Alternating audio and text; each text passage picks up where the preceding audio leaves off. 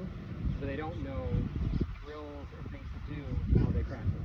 Right? Everyone grabs 3 balls, they go to the putting green, they putt around for a little bit, right? Not a ton of thought. They might be thinking about their speed or their line, right? But there's 3 skills in putting, and each are important. There's one more important than the other. There's speed, there's direction, and there's reading the green. 3 skills in putting. That's if you're a really good putter, you're probably good at all 3 of those. And speed is the most important. Right? If you don't have good speed, nothing else matters. You can have perfect direction.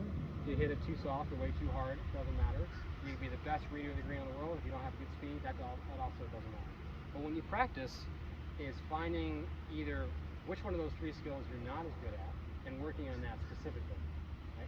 Only working on your direction, only working on reading the green, only working on your speed.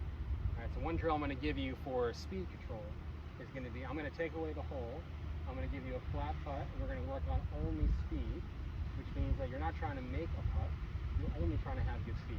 So we're going to hit some putts where we're going to start at about 10 feet, move back to 15 feet, move back to 20 feet, and try to putt to the edge of the green. That's a great way to practice it because there's no putt here, you're not thinking about making it, you're only thinking about speed. And again, trying to find a straight putt when doing this, you don't need a lot of break, but I find how do you get better at your speed is there's a certain routine that I like as well. Okay, in order to have good speed, most people, right, keep their head down when they putt in their pre-shot routine. They're thinking about their stroke. I got to make a perfect stroke. They get over the ball. They make one look at the hole, right, and then they lose focus on distance. Where what you see in good putters is they really use their eyes for distance. Your eyes are great at depth perception, no matter how athletic you are. Where it can feel, when I'm making my practice strokes, I like using my eyes. My eyes are up, I'm looking at the hole, right? And I'm making some practice strokes back and forth, feeling the distance. Okay, I'm not thinking about my actual stroke too much here. I'm just moving my arms back and forth, okay? And that's a great way. Then I get over the ball, I take one look, right? And then I hit another putt. Right? And that's a great way to work on your feel, where most people keep their head down for too long, and they don't actually use their eyes. Okay? So let's break up into our 4 spots here. I'm going to work with each of you, starting with Michelle. We're going to do this drill.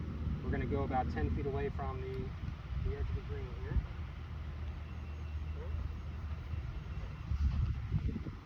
We're going to have, let's see, so we're about 10 feet right here or so, and all I want you to do is we're going to use our eyes up, looking at the edge of the green. Yep.